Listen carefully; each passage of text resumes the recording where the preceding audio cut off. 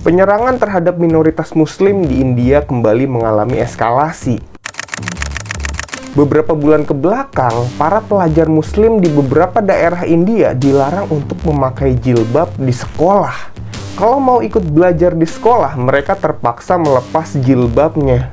Lebih jauh lagi, kebencian kepada minoritas Muslim di India bahkan sudah sampai pada seruan-seruan genosida secara terang-terangan. So we're warning that genocide could very well happen in India. Hal ini ditakutkan kembali memicu konflik besar antar agama yang pernah terjadi di medio 2002 yang dikenal sebagai pembantaian Gujarat. Dengan korban tewas lebih dari 2.000 jiwa yang sebagian besar korbannya adalah orang Muslim. Bahkan pembantaian ini tidak pandang bulu, wanita, orang tua, dan anak-anak juga ikut dibantai. Segala bentuk kekerasan terhadap minoritas Muslim ini disebabkan oleh sebuah ideologi rasis bernama Hindutva. Ideologi ini dibawa oleh kelompok radikal Hindu India bernama RSS, yang salah satu anggotanya menjadi dalang pembunuhan tokoh perdamaian India, Mahatma Gandhi.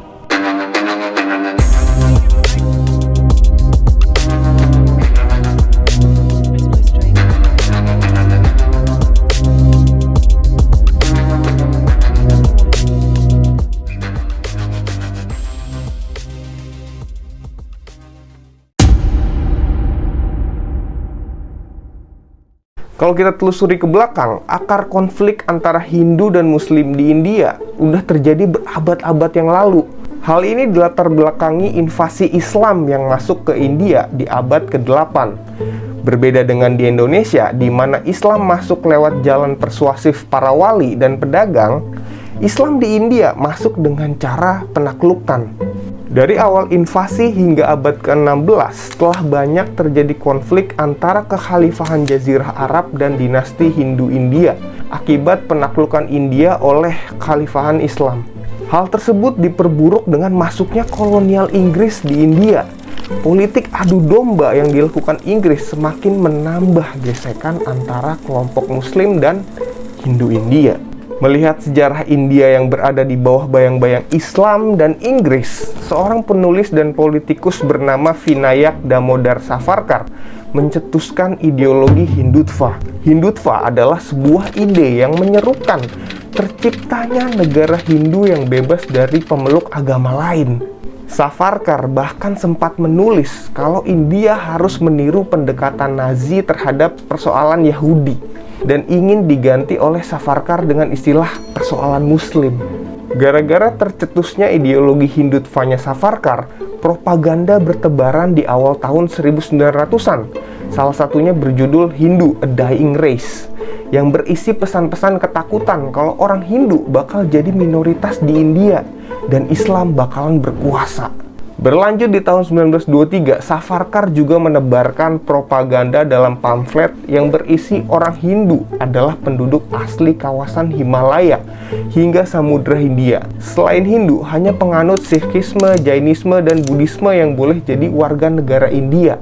Sedangkan penganut Zoroaster, Kristen, Islam, dan Yahudi dianggap pendatang dan bukan orang asli. Dari ideologi Hindutva yang rasis ini, di tahun 1925, lahirlah organisasi ekstrem kanan Hindu bernama Rastriya Swayamsevak Sangh atau RSS yang ingin merealisasikan terciptanya negara Hindu. Organisasi ini kerap melakukan perekrutan anggota baru. Anggotanya diberikan doktrin-doktrin ala Hindutva dan juga mendapatkan latihan fisik kayak paramiliter. Ya, semacam ormas-ormas di planet Namek lah. Anggota RSS juga nggak segan-segan melakukan kekerasan kepada minoritas dan bahkan orang Hindu yang toleran juga bisa jadi sasaran kekerasan mereka. Tapi tentu saja ideologi Hindutva dan RSS ini mengalami banyak kecaman dari golongan demokratis dan sekuler. Para kaum sekuler dan demokratis ini ingin semua warga negara mendapatkan perlakuan yang setara atau egaliter. Mau itu etnis berbeda agama, berbeda ras, pokoknya harus setara. Dan salah seorang yang menentang Hindutva diantaranya adalah Mahatma Gandhi. Gandhi percaya kalau berbagai kelompok atau agama dapat hidup damai di India. Gandhi sendiri menolak pemisahan antara India dan Pakistan. Selain itu, Gandhi adalah tokoh yang sangat menghormati ajaran Islam dan Kristen. Tapi naasnya Gandhi ditembak mati oleh anggota kelompok radikal RSS yang menganggap Gandhi sebagai pembela Islam. Seiring waktu berjalan, negara India yang plural dan sekuler semakin pudar setelah bangkitnya ideologi Hindutva di tahun 90-an, diikuti dengan semakin banyaknya kaum menengah India yang lebih konservatif.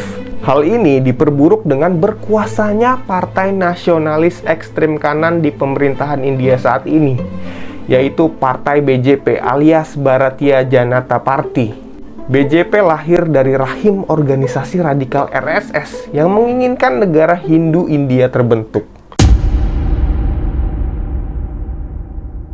Hampir sebagian besar pejabat teras BJP adalah anggota senior RSS, termasuk Perdana Menteri India saat ini, Narendra Modi. Di bawah kekuasaan BJP dan Modi, kaum minoritas semakin dipersulit dengan kebijakan-kebijakan yang tidak adil dan diskriminatif. Salah satunya adalah pengesahan amandemen Undang-Undang Kewarganegaraan India. Parlemen India menerbitkan undang-undang yang bakalan memudahkan proses pengesahan kewarganegaraan India bagi imigran dari 3 negara tetangga, Pakistan, Afghanistan, dan Bangladesh. Tapi kemudahan pemindahan warga negara itu hanya berlaku untuk orang yang beragama Hindu, Sikh, Buddha, dan Kristen. Sedangkan yang beragama Islam, enggak. Amandemen ini langsung mendapat protes keras dari partai oposisi dan para aktivis India karena dinilai rasis dan diskriminatif. Massa Islam juga turut menggelar aksi akibat amandemen ini dan akhirnya pecah kerusuhan karena kaum radikal Hindu mendukung amandemen ini.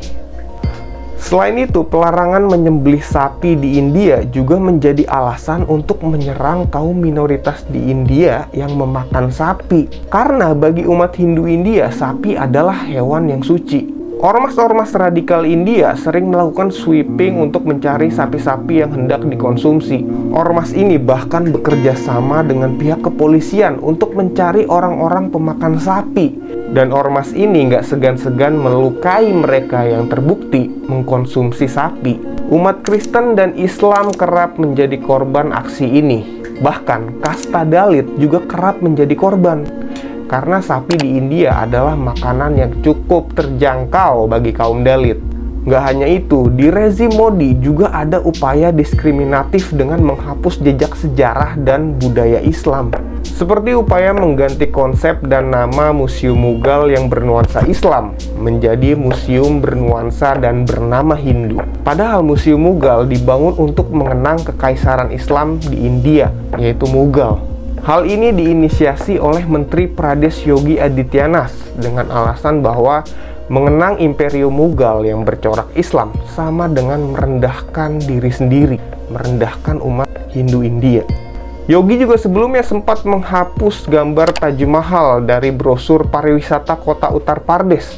Dia kemudian juga mengubah nama kota Allahabad yang disematkan Sultan Akbar I menjadi Prayagraj. Pokoknya apa aja yang berbau Islam ingin dikerdilkan oleh mereka.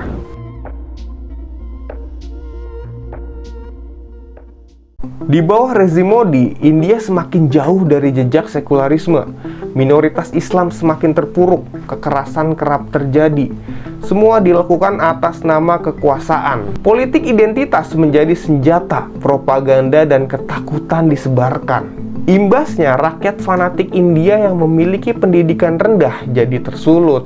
Mulai dari kelompok sayap kanan Hindu yang menyebarkan propaganda kalau umat Islam berkonspirasi untuk mempercepat populasi supaya mengalahkan jumlah umat Hindu di India. Terus umat Islam dianggap bukan warga asli India dan gak seharusnya tinggal di India. Belum lagi umat Islam dianggap menyebarkan corona waktu itu, dan lain-lain. Berbagai kritik internasional menghantam rezim Modi. Namun hal itu tidak mengubah kebijakan dan pendekatan BJP yang berakar dari nasionalis Hindu. Pertanyaannya, apakah Indonesia bisa seperti itu? Ya semoga sih enggak ya. Jangan sampai. Kita bisa belajar dari India. Jangan mau diadu domba tanpa cross check, terus gampang tersulut, lopar lapor. Apa coba? Beda pandangan politik mah itu biasa, nggak masalah. Tapi jangan sampai terpolarisasi sejauh itu. Misal gue punya pandangan A, terus dia B, nggak temenan. Maksud gue, bukannya perbedaan itu keniscayaan ya? Agree to disagree atau sepakat untuk tidak sepakat udah paling benar. Yang harus dilawan ya highest power di sebuah institusi negara. Ngapain coba yang begituan dibela-bela? Ya dikritik lah. Mana RKUHP bentar lagi mau disahin lagi, yang isinya ajaib bener. Aduh. Terakhir nih, belajar dari India ini soal agama ya. Kenapa di sini masih ada kesulitan untuk bangun rumah ibadah? Malah sampai ada yang jegal juga, nolak mentah-mentah. Emang kenapa ya? Takut masuk agamanya? Takut terpengaruh? Atau takut dia nyebarin agamanya? Lagi pula kalau dia nyebarin agamanya, kenapa pula takut? Kalau kalian ngerasa agama kalian paling benar, ya kenapa takut? Ini apapun agamanya ya, ya tinggal dibalas pakai argumen, selesai. Apa yang lu percaya, ide dibalas ide, bukan ide dibalas serangan fisik atau penjara. Ini negara demokrasi kan, ya udah. Selama pas dia nyebarin agamanya, lu nggak ditodong senjata atau dia maksa-maksa lu, ya aman aja sih menurut gua. Tujuan mereka kan baik ya, karena mereka takut lu masuk neraka versi masing-masing ya, versi masing-masing agama. Kalau lu nggak mau kan lu tinggal bilang nggak mau, jangan dipukul atau dikucilkan gitu. Yaudah segitu aja dari gua. Kalau ada info yang salah mohon maaf, bisa lu koreksi di kolom komen. Ciao.